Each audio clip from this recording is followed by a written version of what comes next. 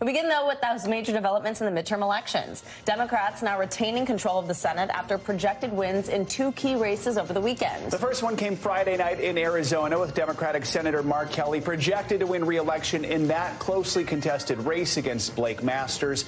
And then late Saturday night, Nevada sealed the deal for Democrats, with Senator Catherine Cortez Masto projected to win re-election there. The victory is for Nevada and all of us, all of the hard work that we put into it.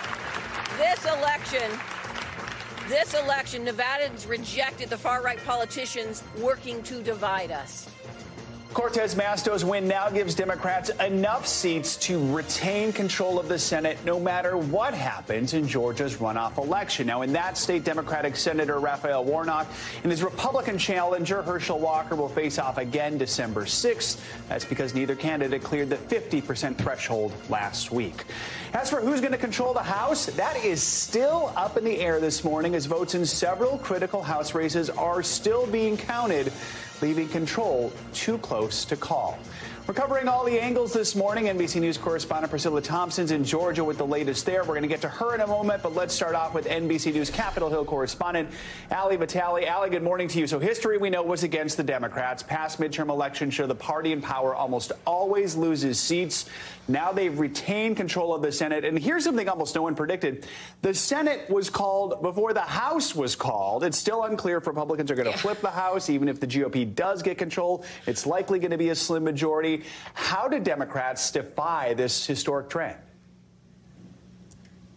Look, this was a shock to, I think, a lot of people, especially the fact that the House is still outstanding, that the Senate was called, and that Democrats could end up not just in the 50-50 razor-thin majority that they have had over the course of the last 2 years, but that they could, if they win in Georgia, pick up that 51st seat, which is important for a myriad number of reasons that we'll get into. But look, Democrats say that their messaging hinging around abortion access, but also threats to democracy. That's one of the last speeches that we saw President Joe Biden give before the midterm elections. There was a lot of hand-wringing among some Democrats in tight races about whether or not that was the right closing message from the man at the top of this party who has struggled with his approval ratings. We saw in the exit polls that it didn't take Americans liking Joe Biden in order to get them to vote for Democrats, especially in some of these key states where there were election deniers on the ballots in some of the close contests that we were watching. It's clear election denialism, as much as we know that's not what America is about, it's clear that voters now said that too. Yeah, let's talk more about that, because in those two big Senate races that came in over the weekend, giving Democrats control, you got the Republican challengers in Nevada and Arizona, Laxalt and Masters. They're both endorsed by Trump. Yeah. They also backed his false claims that the 2020 presidential election was rigged. So what's the message these losses send to Republicans as they look ahead to 2024? And does it appear they're heeding that message at all? Well, there are the lessons of Trump-endorsed candidates. Clearly, we have seen the Republican Party in recent days grappling with if Trump really is the future. There's a lot of other names. I think this was really going to happen anyway, though it's clear that there's, what someone said to me the other day, blood in the water in terms of just the fact that Trump's candidates did not do well. And in many cases, they were the reason that Republicans lost winnable races. And so there's the Trump reckoning of it all, even as he's expected to announce a presidential bid tomorrow. Then you've got the head of the National Republican Senatorial Committee, Rick Scott, out there saying that they needed to offer more things of what the Republican Party was for, not just saying that this is a referendum vote against Joe Biden. But at the same time, that's always what midterm elections are, especially in the first midterm elections of a president's first cycle, of a president's first term. Typically, it is a referendum. And if you were looking at all of the metrics from the economy and from Joe Biden's approval ratings, it made sense for Republicans to try to paint this as a way to keep that president's party in check. Clearly, that was not the right message, and it was further muddled by the fact of election denialism and Trump. But also, you got to remember, Nevada and Arizona, Nevada, huge union apparatus there to get Democratic votes out, especially in the epicenter of Las Vegas. And in Arizona, this is a state that Democrats have invested in for years, trying to make it the purple state that it is right now. All right, Ali Vitale kicking us off this hour. Thank you so much, Ali. Appreciate it. Let's now head to Georgia and dig in on the Senate race there with NBC News correspondent Priscilla Thompson. Priscilla, good to see you. So we know in this particular race, neither Raphael Warnock nor Herschel Walker reached that 50% or the majority of the vote threshold to avoid the runoff. That's a Georgia state law. Now Democrats, with them retaining the Senate, how important is this election now to voters? Do we think that they're still planning to go out and cast their ballot one more time, already knowing that Senate control is projected to be decided? Well, Savannah, Republican voters here tell me that this race is still incredibly important. They want to keep those margins in the Senate tight, and they say that a win now could pay off for them in the long run. Take a listen to what some Republican voters told me. It's important because the balance of power in both houses would be really in a gridlock, I think. Nothing would get out of the House to the Senate, because you would have that balance, that shift of power. Kamala will be the vote there, but it's not going to be forever. But we just need to get Herschel in there to speak for us, to turn things around. Even if it's going to be 50-50, we still need to get Herschel in and keep the Democrats from getting 51-49. And, of course, the name of the game here will be turnout. Republicans tend to turn out more during a runoff race. But as a reminder, 2 years ago, Democrats eked out a win in those two Senate runoffs, and they're feeling very confident that they'll be able to do it again. Savannah? So, Priscilla, let's now talk about the particular candidate here for the Republicans, because Georgia Governor Brian Kemp, who's the Republican and the incumbent, he won his re-election bid pretty handily over Democrat Stacey Abrams. But then it looks like a good number of those voters who, again, voted for the Republican candidate for governor did not vote for the Republican candidate for Senate, Herschel Walker. What do you think that means in terms of what we could see when it comes to this runoff? What do voters need to see from Walker to get his vote? Yeah, Savannah, that was a huge problem for Walker. There were some 200,000 Republican voters who cast ballots for Governor Brian Kemp but did not vote for Herschel Walker. And when I was at Walker's rally this weekend, I spoke to voters about that, and I asked them what needs to change and why they think that happened. I want to play some of what they shared with me. That's a great question. I hope they do. Maybe they'll get better information this time than they had last time. Maybe there's a way to get them a voter guide where they can actually see the issues candidate by candidate. What he did today in explaining, you can't listen to the regular media and know that it speaks the truth. You got to dig in and do your own research. And mental illness that Herschel claims that he had, he took care of it. And you heard that last woman there talking about some of the mental health issues and challenges that Herschel Walker has talked about. And that has come as he has faced allegations about domestic violence and also paying for ex-girlfriends to get abortions, something that he has denied, but that many people feel may have turned a lot of Republican voters off to his candidacy. Savannah? All right, Priscilla Thompson, something we'll be watching now for the next few weeks. Once again, thank you so much. This week on Meet the Press, the fallout from the midterms. Republican Senator Bill Cassidy spoke about his party's future, and Democratic Senator Elizabeth Warren discussed what Senate Democrats are planning for in the next Congress. MTP moderator Chuck Todd has a recap. What did you learn from this election? I learned that the American people want a way forward that actually focuses on ideas. Those who are most closely aligned with the former president underperformed. Those who are talking about the future, who have managed their states well, they overperformed. The American people want ideas. They want a future. Do you think it's time for a change in leadership among Senate Republicans? Do you think it's time for Senator McConnell to step down? You know, I'm actually going to support Mitch. I think Mitch kind of pulled the chestnuts out of the fire for candidates who, for whatever reason, were having a difficult time raising the money that, as you pointed out, was required to have a winning campaign. Is it time to rally around Ron DeSantis now? By offering an alternative. Again, the Republican Party should be the party of ideas and principles. I think I have attempted to live my political life that way. Principles, ideas that will work to make the American people's lives better. Who is our next nominee will sort itself out. But we have to appeal to those within our party and without our party if we are going to win. And they're going to respond to a positive message which says this is how our ideas will make your life better. Now, we should welcome that debate. Do you have a concern that Democrats can't win if they're running against, say, normal Republicans, kind of like Chris Sununu or Mike DeWine, people like that? No, I do not have such a concern. In fact, look, Donald Trump, with his preening and his selection of truly awful candidates, didn't do his party any favors. Should you wait for this court outcome or simply codify the president's student loan plan via Congress? So, look, I'd be delighted to codify what the president is doing, but here's the key. I don't have any doubt that the president has the legal authority to cancel this student loan debt. President Trump did it, President Obama did it, and President Biden has actually done it up to now on student loan debt payments. And our thanks to Chuck Todd for that look back at Meet the Press. Let's head to Indonesia now, where earlier this morning, President Biden held major talks with China's President Xi Jinping. It was the first face-to-face meeting between both leaders since Biden became president and took place on the sidelines of the G20 summit. Here's the president discussing U.S. goals for the meeting in his opening remarks.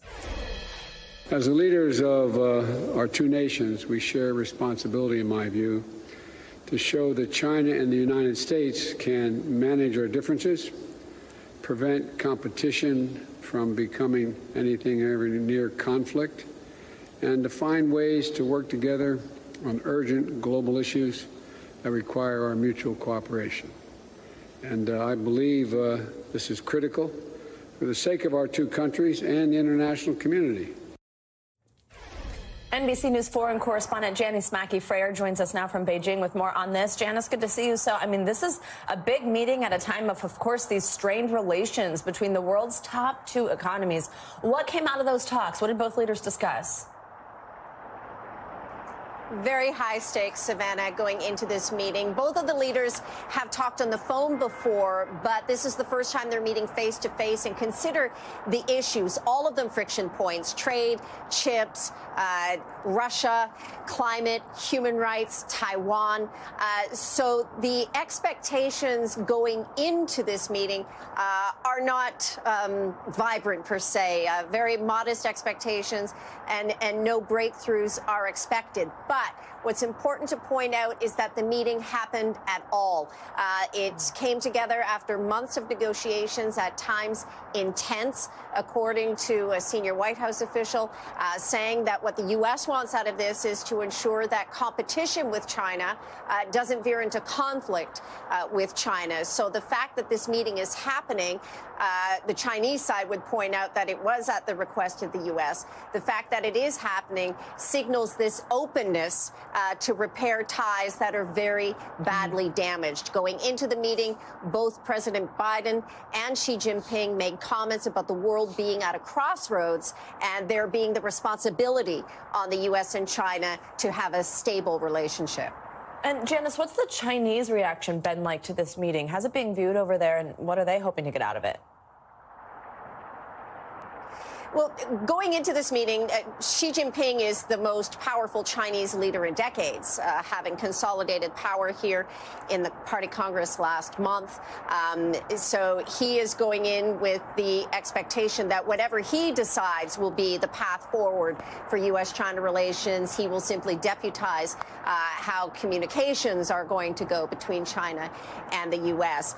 There are some significant consequences, including the potential for military confrontation.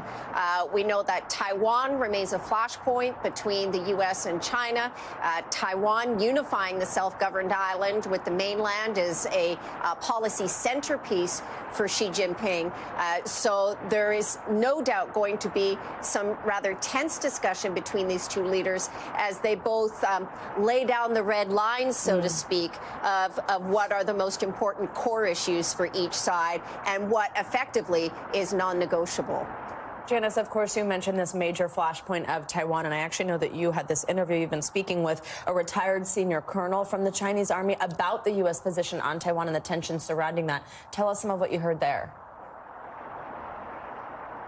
Well, in this issue on Taiwan, the Chinese side was infuriated by the visit of Nancy Pelosi to Taiwan. As a consequence, we saw the unprecedented Chinese military exercises as well. There has been next to no diplomacy happening because officials in Beijing decided to suspend or cut communications on some key issues, including climate. So there is the expectation that that is going to be one of the issues that will be discussed with these two men today.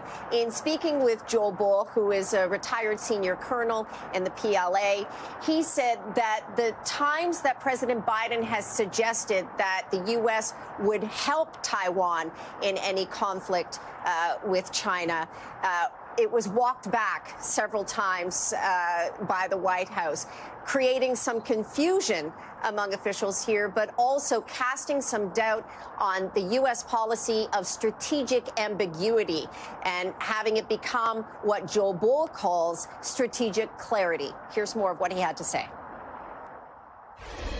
This kind of clarity, that is overt support of Taiwan through Americans' possible military assistance, is dangerous because we would not let it go unchecked. What does that mean? That means if this kind of trend goes on, I would see at the very end a very dangerous situation of military conflict. So Taiwan for the Chinese side is non-negotiable. It's a core issue. It's a red line. It is no longer merely an aspiration to unify Taiwan with the mainland. It is a central part of Xi Jinping's policy. Savannah? Janice, thank you so much.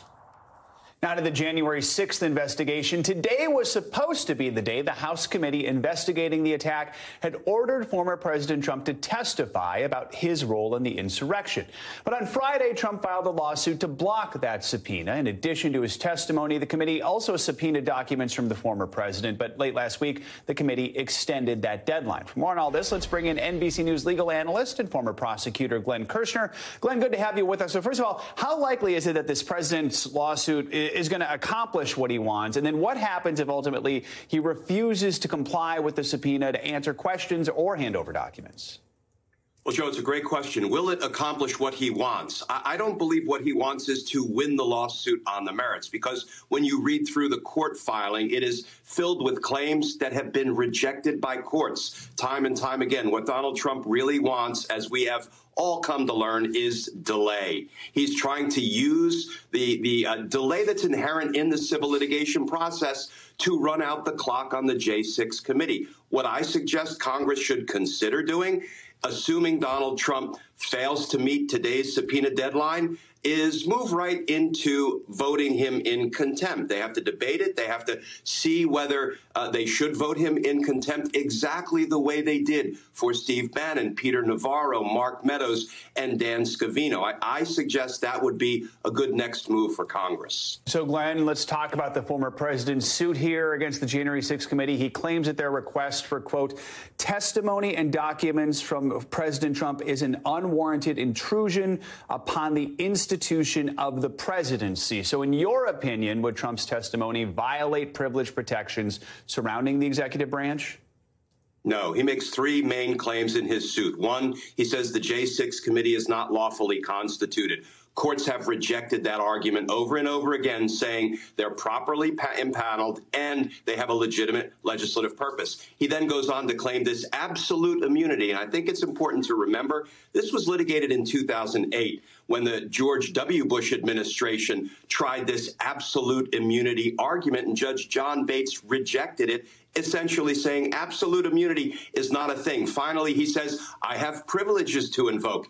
And Donald Trump's own legal team, Joe, knows that the way you invoke a privilege is you appear on the subpoena. And if the J6 committee asks you a question and it calls for privileged information, that's when you invoke the privilege. So nothing in Donald Trump's suit is winning on the merits. But again, he's looking for delay. All right, Glenn Kirshner, appreciate your legal expertise. Thanks so much.